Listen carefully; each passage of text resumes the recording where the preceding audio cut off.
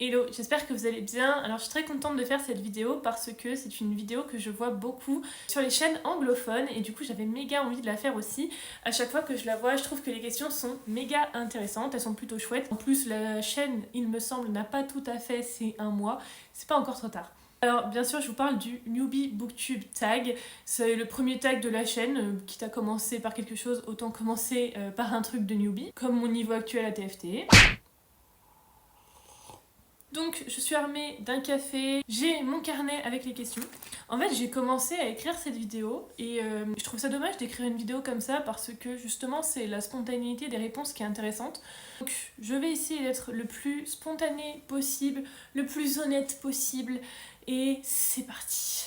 Les tags, j'ai l'impression que c'est toujours des vidéos un peu plus détentes, un peu plus chill. Du coup voilà, cadre chill. En chaussettes, les plaids, il y a des petits chats qui se baladent autour. C'est mon cadre chill. J'ai vu que toutes les questions n'étaient pas exactement les mêmes d'une chaîne à l'autre. J'ai vu quelques différences, donc j'ai essayé de regrouper, essayer de répondre à tout. Première question, en fonction d'une chaîne ou d'une autre, c'était pourquoi avoir créé cette chaîne YouTube ? Et autre question un petit peu à côté, c'est quelle nouveauté tu penses pouvoir apporter à Booktube ? Je vais répondre d'abord à la question de la création. Je sais pas si vous avez remarqué, mais j'adore parler. J'adore la spontanéité du langage parlé. Et j'adore parler de livres. Vraiment, c'est quelque chose que je ne peux m'empêcher de faire au quotidien. La personne avec qui je vis subit en permanence le fait que je lui raconte ce qui se passe dans mes livres alors qu'il n'en a rien à faire.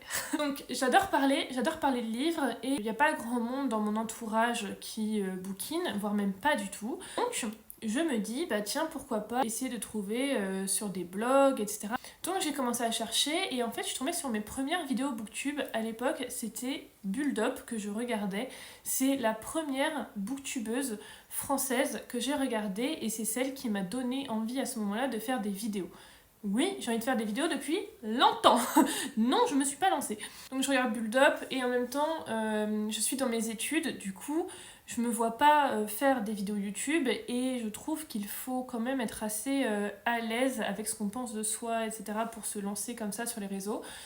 Ce qui n'est pas mon cas à l'époque de la fac, l'époque merveilleuse où on se construit en tant qu'être humain, en tant qu'adulte, donc c'est pas mon plan. Mais par contre, elle parle beaucoup d'Instagram. Moi je suis pas très une réseau sociaux girl, donc une social media girl. Donc je m'inscris quand même avec Instagram, je galère un petit peu, mais j'ai un accueil très chaleureux et ça se passe très bien. Sauf qu'en fait, je suis nulle en photo. Et aujourd'hui, après 2-3 ans sur Instagram, en fait, je me rends compte de la limite de la plateforme. Je me rends compte que on n'a pas beaucoup de caractère, on n'a pas beaucoup de moyens de s'exprimer. L'algorithme est un petit peu capricieux, mais moi, j'en ai pas grand chose à faire. Je suis pas vraiment un gros compte ou quoi, donc vraiment pas grand chose à faire. Surtout, en fait, je me sens très limitée. Les stories, c'est bien, mais c'est éphémère, donc pas de souvenir de ce que je crée, à part si je vais dans les archives. Je trouve que l'écrit est un langage qui manque de spontanéité. Encore une fois, c'est très subjectif, c'est vraiment ma manière de voir les choses, mais l'écrit aura toujours cette préparation qu'un oral n'a pas. Oui, il y a les joies du montage, du cut, etc. Mais je trouve que dans la voix, dans la manière qu'une personne va avoir de réagir, son visage, etc., ça va être tellement plus vivant, tellement plus convivial qu'un simple texte qu'on va lire. Voilà, je trouve maintenant que YouTube correspond en tout point à ce que je voudrais construire en matière de dialogue autour du livre. Je fais la transition du coup avec la deuxième moitié de la question. Qu'est-ce que je pense apporter de nouveau à la plateforme ? Je pense qu'il ne faut pas se mentir, c'est très compliqué d'apporter des choses innovantes sur Booktube. Il y a beaucoup de comptes, beaucoup de concepts qui existent. Je ne pense pas apporter de la nouveauté. Par contre, je peux garantir l'authenticité de mes réactions et de mes avis. Je suis très mauvaise pour cacher ce que je ressens. Et quand j'aime quelque chose, je suis une enfant qui n'arrête pas d'en parler, qui le crie sur tous les toits. Quand j'adore un livre, j'adore dire qu'il est parfait, qu'il est excellent, qu'il est incroyable, qu'il est merveilleux. Est-ce que vous avez lu Curse Crown ? Voilà, j'adore parler des livres que j'ai beaucoup aimés. J'adore donner envie à mes copines de lire les livres que j'ai aimés et même à vous aussi, vraiment quand je reçois un commentaire qui me dit « Oh mais t'en as parlé et du coup je l'ai acheté », comment je suis trop contente, mais mission accomplie. Et l'inverse est très vrai aussi, enfin l'inverse arrive. Il y a des livres que je n'aime pas du tout. Si je peux dire à quel point j'ai adoré un livre et vraiment inciter les personnes à lui donner sa chance et à le découvrir, je peux aussi sans aucun problème dire que j'ai détesté un livre. Ça veut pas dire que le livre est nul. Il faut savoir, voilà, on se connaît pas encore très bien vous et moi, mais souvent quand je dis qu'un livre est nul, ça peut paraître déplacé, mais c'est juste à mon goût, c'est juste que je le précise pas à chaque fois parce que pour moi ça paraît évident. Mais je n'ai aucun scrupule à dire qu'un livre est mauvais selon moi, à dire qu'un livre ne m'a pas plu, ou alors qu'un livre est problématique. Quand il y a des comportements problématiques qui ne sont pas dénoncés dans les livres, ça me dérange, des fois je le dis. En tout cas, je peux vous garantir l'authenticité de mes réactions et l'authenticité de mes avis. J'ai déjà parlé de certains services presse que j'ai reçus sur cette chaîne, ça n'a absolument pas changé mon avis dessus. Si vous voulez me voir dégommer un service presse, je vous invite à aller voir ma vidéo sur Plonge avec moi, quel plaisir. Voilà, donc ça m'arrive de partir en roue libre quand j'aime pas un livre, ça m'arrive de partir en roue libre quand j'adore un livre. Bref, ça va rouler sec sur cette chaîne. J'aime aussi beaucoup le débat, alors ça je pense que c'est des restes de mes études de philo, donc moi j'ai fait petite parenthèse, j'ai fait un master en philosophie. Donc c'est des restes de mes études, je pense. J'aime beaucoup le débat, j'aime beaucoup discuter. J'adore discuter des livres. Je pense que les personnes qui viennent d'Instagram et qui regardent ces vidéos-là, qui viennent de mon compte Instagram pour voir les vidéos, savent déjà que j'adore parler argent autour du livre, souvent en story avec 2-3 personnes, on regarde le prix du livre, le coût du papier, etc. Bref, il y a plein de débats intéressants. Voilà. Pourquoi cette chaîne ? Parce que j'adore parler de livres, j'adore discuter, j'adore débattre, parce que aussi j'aime garder une trace de mes lectures. Et cette histoire de petits défis, vous savez, le poster là, des 100 classiques à faire, etc. J'avais vraiment envie de me remettre à ce défi. Je n'avais aucun format pour filmer ce défi ou garder en mémoire ce défi. Et je me suis dit, bah, YouTube, vas-y, go. Et en plus de ça, c'est l'occasion de faire toutes les vidéos que tu rêvais de faire dès que tu as découvert Build Up et que tu n'as jamais eu le courage de faire. C'est le bon moment. Let's go. Et nous voici ici. J'ai passé 1000 ans à répondre à la première question. Promis, pour les prochaines questions, je vais essayer de faire un peu plus rapide et concis. Deuxième question, pourquoi j'aime lire ? Je vous épargne la réponse pour m'évader, etc. Ça, vous le savez, on est tous d'accord là-dessus entre lecteurs et lectrices. La réalité pue des pieds, donc on préfère nos livres. Au-delà du fait de m'évader grâce à la fiction, je suis quelqu'un de très curieuse dans la vie. Je ne sais pas si c'est un défaut ou une qualité. Je suppose que c'est un mélange un petit peu bizarre des deux. Mais je suis très curieuse, j'adore apprendre plein de trucs, j'adore découvrir plein de trucs, et du coup je lis pas mal de genres différents. J'ai mes préférences, mais j'essaye quand même de lire le plus possible de choses variées. Je suis pas sûre que cette phrase soit dans le bon sens. Et surtout, de choisir des titres qui vont m'apprendre des trucs. Quand je lis pas de fiction, la non-fiction que je préfère, c'est par exemple la vulgarisation scientifique. J'ai plein de livres d'astronomie, plein de livres de vulgarisation scientifique. Un de mes livres préférés, c'est, je crois, le cours d'astronomie. J'ai un petit doute sur le titre, mais en tout cas, c'est Camille Flammarion. J'adore les livres d'Étienne Klein. J'ai un de mes autres livres préférés, c'est Neil deGrasse Tyson qui a écrit. Bref, j'adore ces livres-là. Donc, au-delà de m'évader et de découvrir des aventures, etc., grâce à la fiction, la non-fiction, ça me permet de continuer à me cultiver et d'apprendre des trucs. En plus de ça, moi je suis quelqu'un qui adore débattre, comme je vous ai dit, et en fait, ce savoir que je vais chercher dans les livres me permet souvent d'étoffer mes propos après à l'oral. Ça me permet de construire mon argumentaire, de me construire en tant que personne. Bref, les livres, c'est trop bien, c'est trop pratique.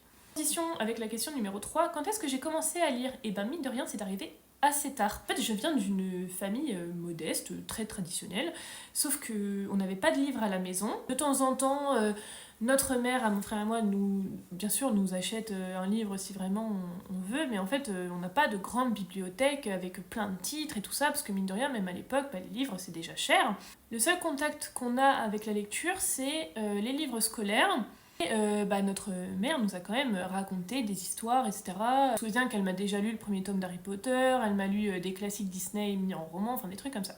Et en fait, c'est rigolo, cette question, parce que c'est Pénélope, de la chaîne Plop in a Bubble, qui m'a presque transmis son amour pour les livres. Parce qu'avec Pénélope, on se rencontre au lycée, enfin au collège-lycée.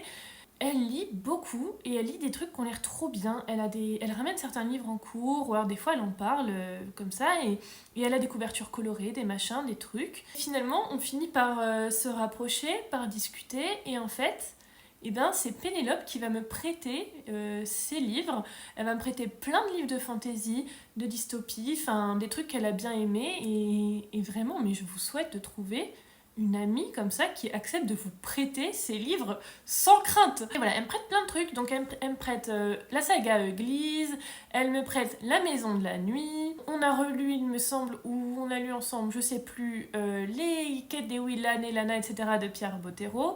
Bref, elle me prête plein de trucs, c'est trop bien. Et je pense que sans le savoir, bah, elle développe et elle plante la graine de la fantaisie dans ma tête. Et voilà, encore aujourd'hui, bah moi je suis hyper reconnaissante envers Pénélope de m'avoir prêté ses livres parce que elle avait la chance d'en avoir, moi non. Et du coup, en fait, plutôt que de garder ça pour elle, elle a partagé son amour des livres, elle a partagé sa chance. Ça vraiment, c'est trop bien parce que je ne suis pas sûre que j'aurais pu avoir accès à autant de choses, découvrir autant de choses sans elle. Donc Pénélope, merci à toi encore, t'es la best. J'ai vraiment commencé à lire au collège, au lycée. Je lis ça, je lis quelques mangas aussi, enfin je regarde quelques animes, pareil que Pénélope me montre, etc. Et j'en suis jamais ressortie en fait.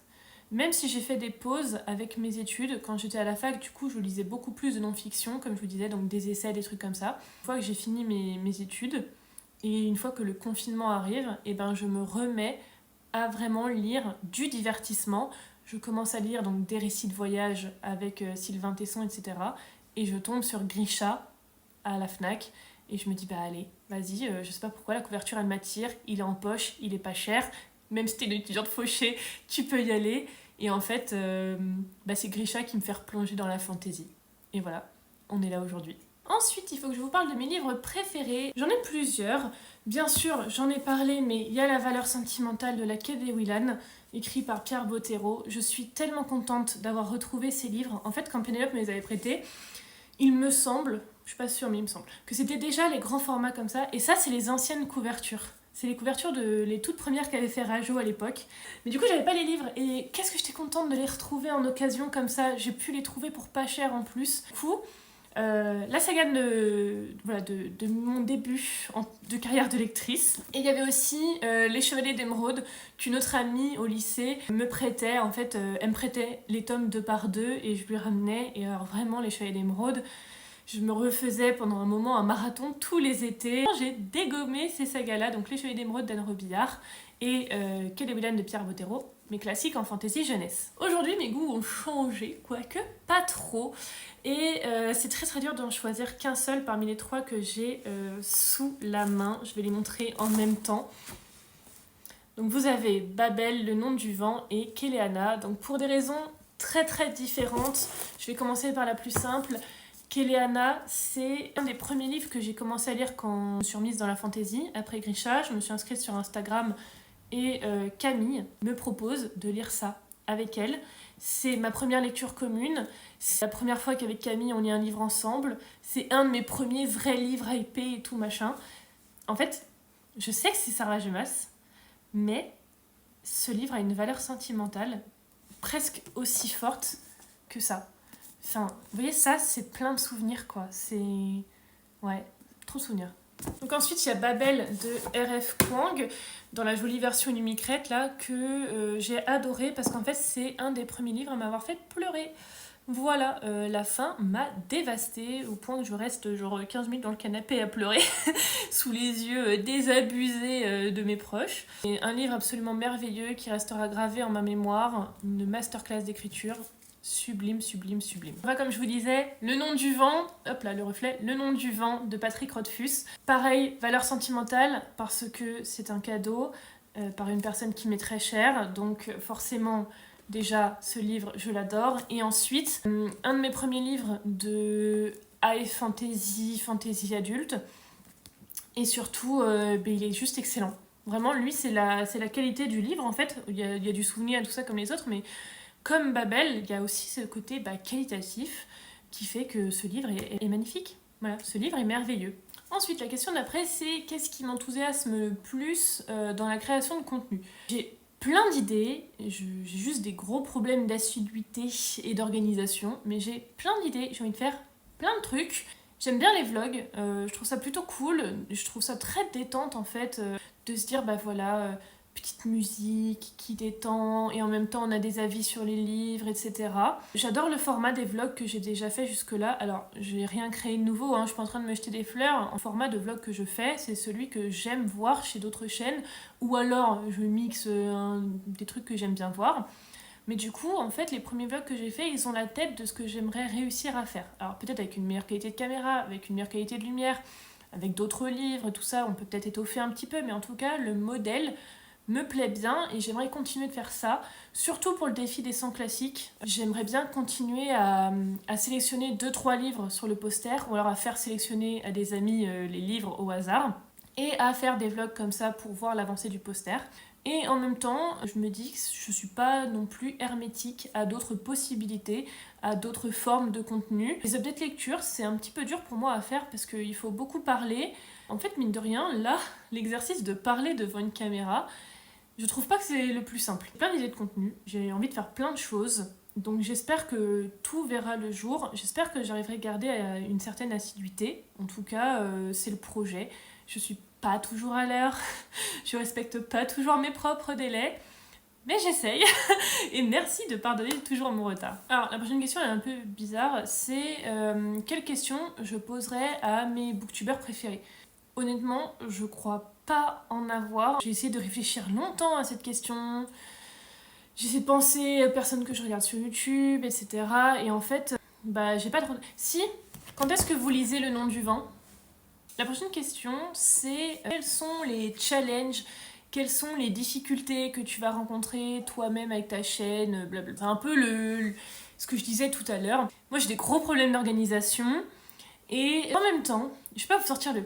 Je suis un peu perfectionniste, mais j'avoue que quand je sors une vidéo, si elle n'est pas impeccable, ça me dérange. Quand c'est pas parfait, ça me dérange. Je dis pas que... Enfin, parfait. Si c'est pas propre, ça me dérange. Quand il y a des bugs de son, ça me dérange. Quand j'ai mal cut à un endroit, ça me dérange. Je dis beaucoup du coup, je suis insupportable avec ça. Et donc, quand je laisse trop de du coup, ça me dérange. Donc, il faut que je fasse des cuts. Et si vraiment le cut n'est pas bien fait, ça me pose problème. Donc, je passe 1000 ans sur le montage. Je passe 1000 ans à refaire les vidéos. Et surtout, alors, c'est pas par ego trip, mais je re-regarde énormément ma vidéo le premier jour avant de la publier. Donc en fait, elle est mise en non répertorié. Et je la regarde en complet, vraiment. Peut-être que j'accélère parfois en 1,25 ou 1,5, mais je la regarde au complet entre, 3 à 7 fois. Parce que vraiment, je veux pas dire de bêtises, je veux pas que ce soit désagréable à l'œil. Et en fait, moi, j'aime le contenu qui est propre, épuré et clair. Donc j'essaye de faire le contenu le plus propre possible. Et mine de rien, ça me prend énormément de temps. Et la contrainte que je me suis imposée de mercredi et dimanche, elle fait que des fois, je suis en retard. Des fois, c'est pas prêt. C'est la galère. En plus de ça, je galère à importer les vidéos depuis que j'ai essayé de faire ça avec mon PC et que le logiciel de montage, il a dit non. Donc, je suis pas toujours à l'heure. Je vous présente mes excuses pour ça. Je sais que ce n'est pas poli. Je ne veux pas être mal poli. Juste, j'essaye de faire propre. Et des fois, je m'y reprends. C'est le cas par exemple de la vidéo de dimanche qui était prête, qui était montée, etc. Je la mets sur YouTube en non répertorié pour finir, vous savez, de préparer la barre d'infos, ces trucs-là. Je l'écoute, et là, il y a tout un passage de la vidéo qui m'explose dans les oreilles. En plus, j'avais des écouteurs, je ne sais pas ce qui s'est passé. Donc il faut que je retourne dans mon logiciel de montage, que je rechange tout, que je réimporte. Enfin, du coup, ça met du retard. Le plus gros challenge, je pense, ça va être l'assiduité que je veux m'imposer. Et l'organisation, du coup, je suis quelqu'un d'assez bordélique, de très très peu organisé. Donc, il va falloir se tenir. Mais je pense que ça peut être un bon challenge pour ma vie personnelle aussi. Ça va me forcer à produire du contenu propre, en un temps limité. Je pense qu'il y a moyen de faire des trucs. Et en plus de ça, j'en ai envie. Donc je me dis, c'est faisable, quoi. C'est vraiment faisable. C'est extrêmement stimulant. Ah oui, et j'en ai pensé à un autre aussi. Je ne sais pas à quel point ça va être réalisable, mais j'aimerais faire un contenu qualitatif. Alors, je ne peux pas juger moi-même du contenu, moi je peux juger de la propreté de ce que je propose en matière visuelle, audio et informatif. Mais je vous avoue que j'aimerais bien faire un contenu de qualité et pas juste des updates lecture, machin. J'aimerais poster quelques updates de lectures que j'ai faites même antérieurement à cette chaîne pour vous présenter des livres juste que j'ai bien aimés et comme ça, enfin, pour pouvoir en parler un petit peu. Mais je voudrais faire autre chose que les updates, essayer de trouver des petits trucs sympas à faire, essayer de garder une espèce de diversité et en même temps une espèce d'originalité tout en sachant pertinemment que probablement le contenu existe déjà, juste il sera remixé à ma sauce quoi. Après je cuisine pas trop mal hein. Donc là j'ai répondu aux questions principales du tag, en tout cas celles qui sont revenues le plus souvent. Dans d'autres versions il y a les genres que je lis, j'en ai déjà parlé, je lis principalement de la SFFF, donc au sens anglophone je crois du terme, c'est-à-dire science-fiction, fantasy, fantastique. J'aime pas la science-fiction, donc fantasy, fantastique. Pas fan de Beatlit. Voilà. Urban Fantasy, j'ai pas eu l'occasion d'en lire beaucoup. J'attends de voir un petit peu. Je pense me mettre dans le bain avec Crescent City. Voilà, ce sera un bon moyen de commencer. Je lis pas mal de littérature blanche.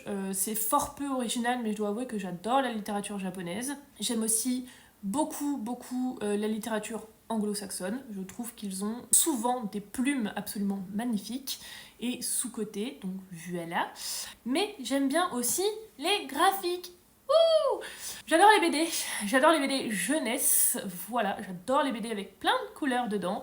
Voici une petite liste non exhaustive de BD que j'adore, de séries que j'ai commencé à lire. Mais j'aime bien aussi les mangas, je vous ai déjà parlé de mon manga préféré, Yona of the Dawn. Il faut absolument que vous le lisiez, il est absolument incroyable. J'aime beaucoup Yona, j'ai commencé One Piece il y a peu. Il y a d'autres mangas que j'aime bien, que pareil, je vais vous mettre là sur le côté avec mes super incrustations.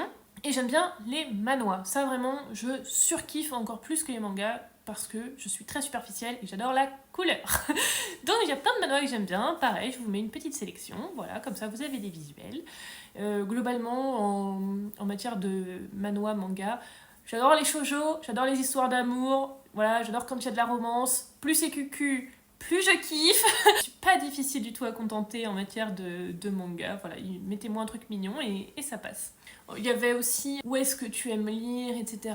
Donc globalement je lis dans ce canapé parce qu'il y a mon armée de plaids, il y a la télé que vous ne voyez pas mais qui est derrière et la table basse avec ma cafetière et compagnie. Donc voilà, globalement c'est le meilleur spot. Je suis pas trop fan de lire en extérieur, je sais que c'est un truc que vraiment tout le monde adore.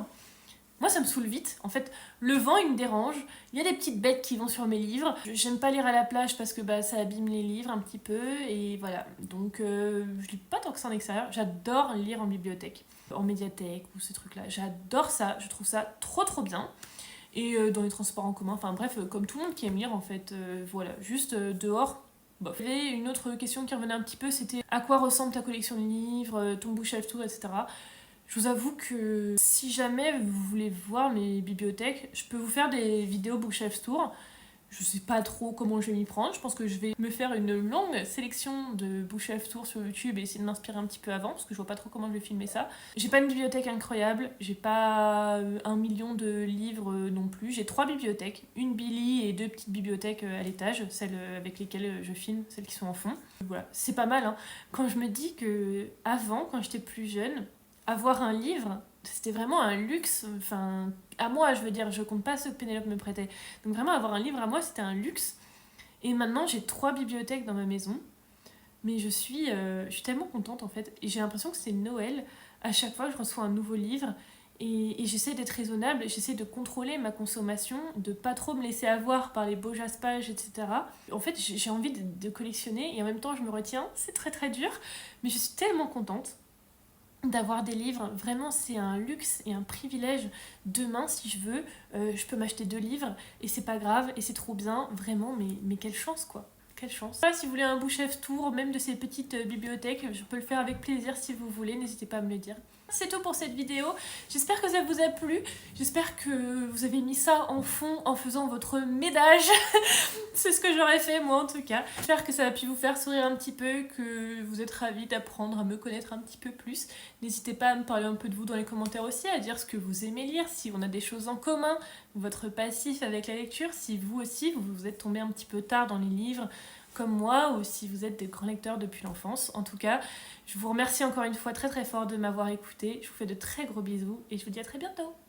Get in your car and you'll leave to kiss me. We'll talk for hours and lie on the bed.